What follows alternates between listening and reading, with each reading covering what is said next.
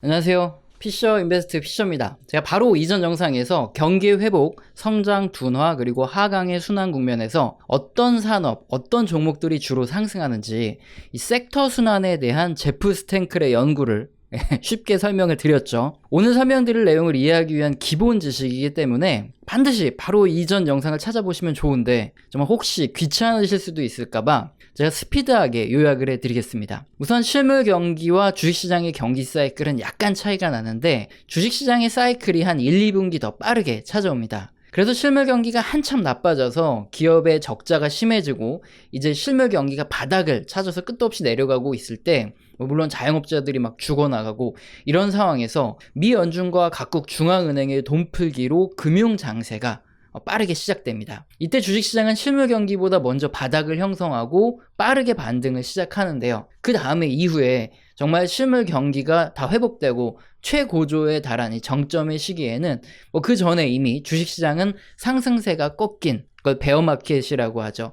이것에 먼저 진입을 한다 이거죠. 그래서 각각 이런 실물 경기의 순환 섹터에 맞게 투자해야 될 이런 산업과 종목이 다른데요. 보기 쉽게 가장 잘 설명된 그림은 지금 보여드린 이 그림과 같습니다. 그러나 단점이 하나 있죠. 제가 이전 영상의 마지막 부분에서도 강조를 드렸는데 그림에 나온 이 산업 섹터 순서로 정말 그대로 움직여준다면 순서대로 사고 팔면서 큰 돈을 벌 수 있겠죠. 하지만 지난 50년간의 경기 사이클을 제가 점검을 해봤더니 이 섹터마다 이렇게 올라가는 순서가 상당히 다르다 이겁니다. 그래서 경기 국면별 상승 섹터를 찾고 이에 맞게 순서대로 투자를 하려면 좀 더 세밀하고 좀 귀찮고 힘든 이런 공부가 요구되니까 만약에 시간이 부족한 직장인 분이시나 아니면 경제 초보자님이시라면 경기 회복기 초반에 경기 민감주가 잘 올라갔고 이게 중후반에는 성장주 섹터가 상승하는 이런 흐름이 역사적으로 반복되어 왔기 때문에 그에 맞게 투자하는 게 유리하다 이렇게 설명을 드렸습니다. 이전 영상에서 아주 자세히 설명을 드렸기 때문에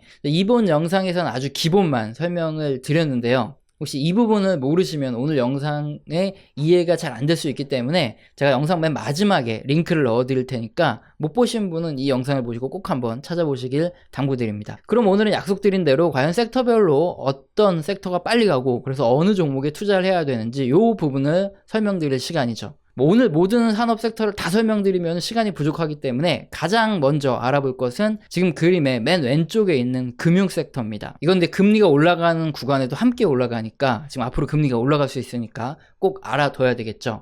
우선 경기 침체 여파로 실물 경제가 둔화가 되고 바닥으로 떨어지는 이런 과정에서 각국 은행의 돈 풀기가 시작되면서 주식시장이 급격히 반등하는 장세를 금융장세라고 부른다. 이렇게 앞서서 설명을 드렸죠. 그래서 과거 연구자료들을 보면 공통적으로 금융주들의 상승이 높다. 공통적으로 설명을 하고 있습니다. 근데 대체 왜 이런 현상이 발생하는 것인가 함께 알아봐야 되겠죠. 일단 주식시장은 순이익을 미리 예상을 하고 선행해서 주가가 움직이는 특징이 있습니다. 그래서 앞으로 실적 발표에서 이익이 증가할 것이다 이렇게 예상될 때 주가는 먼저 상승을 하고요. 만약에 당장의 영업이익과 순이익이 사상 최대치를 찍고 있더라도 앞으로 이익이 감소할 것으로 예상되면 주가는 하락을 하기 시작하죠. 이건 주식 투자를 해보신 분들은 아마 기본적으로 다 아시는 내용이라서 제가 추가적으로 더 설명을 드릴 필요는 없을 겁니다. 그럼 금융주의 대표격인 은행주들을 대상으로 주가의 움직임에 대해서 한번 추적을 해볼 건데요. 그럼 은행들의 이익의 변화를 좀 더 빠르게 예측을 해야 되는데 우리는 뭘 봐야 되냐? 바로 순이자 마진을 봐야 됩니다. 벌써 전문 용어 나오니까 어렵죠. 그래서 순이자 마진이 뭔지 어렵지 않게 쉽게 설명을 드리겠습니다. 시중 은행들은 고객에게 예금을 받죠. 그리고 이걸로 대출을 해주게 됩니다.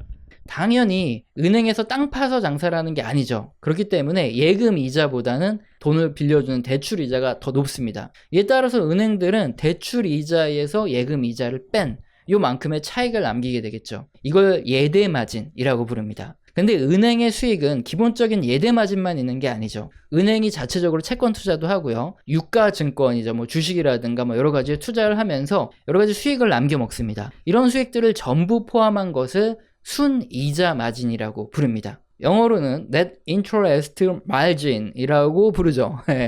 사실 충당금, 운영 경비율, 대손 비율 이렇게 제가 좀 아는 척 하려고 이런 것들도 좀 더 다 설명하면 좀 더 깊게 설명드릴 수 있는데 여러분께서 이 정도만 알아두셔도 은행의 순이자 마진에 대한 이해는 충분합니다. 그러면 그 다음에는 우리나라 은행들의 데이터보다는 미국 은행들의 데이터를 기준으로 풀어가야 됩니다. 왜 그러냐면 우선 우리나라 은행주들은 정부의 규제도 굉장히 심하고요. 그래서 순이자 마진의 변동이 굉장히 좀 작습니다. 또 여기에 최근 우리나라의 경우 보시면 동학개미 운동을 하고 있어서 수급의 변화가 굉장히 크게 일어나기 때문에 전체 주식시장까지 움직이고 있어요. 우리나라 금융시장의 규모가 선진국 금융시장 대비 좀 작기 때문에 우리나라 개인들의 수급만으로도 충분히 주가 전체가 움직일 수 있는 거기 때문에 객관적인 이 지표를 가지고 비교를 하기 위해서 금융시장의 규모가 커서 특정한 세력의 수급에 따라 잘 움직이지 않는 미국 주식시장을 기준으로 판단하자 이겁니다. 그래서 그림은 미국 은행들의 순이자 마진입니다. 미 연준에서 최근 지표 업데이트를 중단했어요. 그래서 코로나 당시까지만 자료가 있는 점 요거는 좀 양해 부탁드리고요. 그래서 우리가 봐야 될 핵심은 지난 1991년에 증시가 폭락하고 경기도 침체했거든요. 이게 회색선으로 나타나는데 그 이후에 은행의 순이자 마진이 증가를 했고요. 그리고 2000년 IT 버블 붕괴 이후 보시면은 급작스럽게 제로금리로 인해서 순이자 마진이 증가하는 요 박스가 있죠. 그리고 2008년 금융위기 이후에도 실제 순이자 마진이 가장 크게 튀어오르는 요 그림이 나타났다. 이 사실입니다. 그런데 여기서 우리가 알고 있는 이런 상식과 뭔가 좀 다르다 이런 생각이 드실 거예요. 뭐냐면 분명히 다들 상식적으로 2000년 IT 버블 붕괴 이후 그리고 2008년 금융위기 이후에 이건 아마 생각이 나실 텐데 미 연준이 기준금리를 상당 기간 제로금리로 유지하고 있었다. 이 사실을 아마 기억을 하실 거예요. 그런데 상식적으로 은행의 예대마진이라든가 이익은 기준금리가 올라가는 구간에 상승한다. 이렇게 알고 있는데 기준금리가 내려가는데 순이자 마진이 급등한다니 말이 안 된다. 이렇게 생각하실 수도 있다는 거죠. 자, 이거는 조금 초보자님들한테 어려운 얘기일 수 있나요? 그러면 이렇게 생각해 보십시오. 뉴스 기사나 아니면 레포트 등을 여러분이 찾아보시면 분명히 은행주들은 기준금리가 올라갈 때 예대 마진이 증가하면서 주가가 올라간다. 이런 얘기를 아주 많이 보시고 우리도 상식적으로 알고 계실 거예요. 그런데 실제 그림처럼 미국 은행들의 이익지표인 순이자 마진을 보면 기준금리가 급하게 떨어진 후에 가장 빠르게 튀어오른다. 따라서 금리가 급락한 이후 주가도 함께 상승한다. 이렇게 생각하시면 됩니다. 이유는 대출금리 인하 속도보다 자금 조달 금리인 기준금리 인하 속도가 급격히 하락하기 때문에 예대마진이 크게 증가하기 때문이고요. 순간적으로. 그리고 두 번째는 시중은행들이 보유한 국채에서 금리가 급락하게 되면 큰 시세 차익이 발생하거든요. 그래서 실적이 급격히 개선되기 때문에 순이자 마진이 한순간 급격히 튀어오르는 겁니다. 이건 은행의 구조상 쉽게 변하지 않는 부분이니까 이런 역사는 계속 반복될 수밖에 없는 사이클이다. 이렇게 이해하시면 되고 그렇다면 이건 미국 은행들만 그럴까요? 아니면 우리나라 은행들도 그럴까요? 그림은 우리나라 시중은행들의 금리 변화와 예대마진 변화입니다. 푸른색이 우리나라 시중은행 금리고요. 붉은색이 예대마진이거든요. 지난 2000년 이후 최근까지 차트 보시면 2001년 이후 예대마진 급증이 발생했고요. 2009년에도 예대마진이 급격히 증가합니다. 그리고 코로나 침체 당시에도 예대마진이 급증하는 것이 확인됩니다. 국내 은행들의 경우도 마찬가지로 은행의 순이자 마진과 금리 또한 반대로 움직이는 경향이 강하다. 이걸 알 수 있고요. 그래서 우리가 아는 상식대로 기준금리가 올라갈 때 은행의 예대마진이 증가하고 순이자 마진이 증가하는 게 아니라 금리가 급격히 내려갈 때 예대마진과 순이자 마진이 증가하는 경우가 역사적으로 더 많다. 이런 사실을 알 수 있고 그리고 2015년 이후에는 이제 순이자 마진과 기준금리가 같이 올라간 이런 케이스가 나타났다.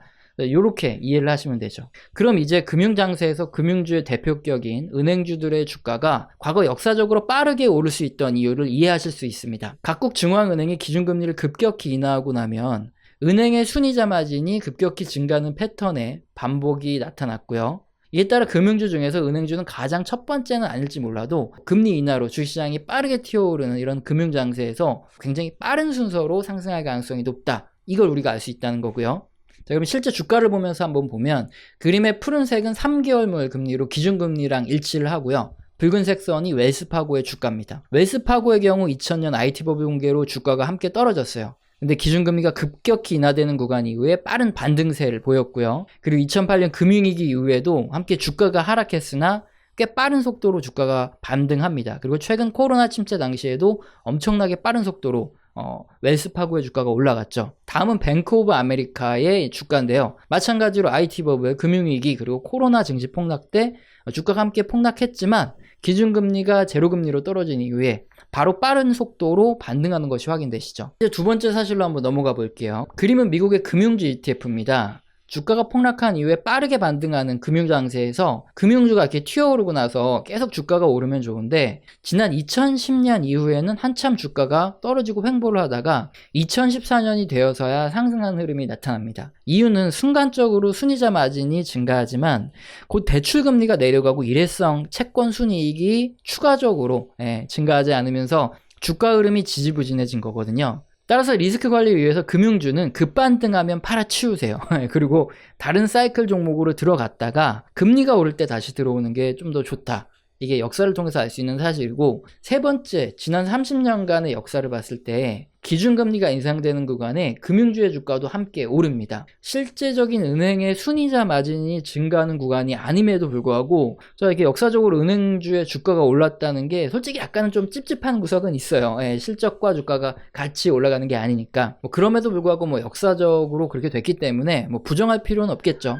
그래서 기준금리가 인상되는 구간에 은행주를 편입해두면 주가가 상승할 확률이 높다, 이렇게 볼 수 있는데, 어쨌든 이 부분은 조금 찜찜하니까 모니터링을 지속해야 될 부분이긴 합니다. 네 번째, 이것도 굉장히 중요한데, 이건 어디까지나 외국 은행주들에 대한 이야기입니다. 우리나라 은행주들은 규제도 굉장히 많고 수급 영향도 강하게 받아요. 그래서 미국 은행주들과 완전히 다른 흐름이 나올 수 있습니다. 그러면서 미국 은행주들이 막 날아갈 때 우리나라 은행주들은 안 가면서 뒷목을 잡아야 되는 이런 경우가 많이 발생할 수 있어요. 그래서 국내 은행주들은 종목별로 뭔가 변수가 많으니까 주의해라. 자, 이런 설명을 드리고요. 자, 이렇게 금융장세에서 은행주들이 올라가는 것, 그리고 금리가 인상되는 과정에 은행주들이 올라가는 것, 금융주들이 올라가는 건 추적 관찰을 계속 해야 되고 타이밍을 잡는 게 굉장히 중요합니다. 따라서 이번 영상 딱 하나만 보시고 다시는 안 보고 나는 모니터링도 안 하고 그래 나는 알아서 잘 하겠다 이렇게 하다 보면 혼자서 괜히 타이밍 잘못 들어가서 은행주에 물리고 나이아가라 가거나 그랜드 캐년 혼자 가야 될 일이 발생할 수 있어요. 그래서 경제는 사람들이 만들어가는 거죠. 그래서 계속 점검하고 모니터링 해야 타이밍도 잡을 수 있고 그렇다는 게 핵심입니다. 오늘 영상도 마음에 드셨다면 구독과 좋아요는 꼭 눌러주시고요. 지속적으로 시청 부탁드립니다. 감사합니다.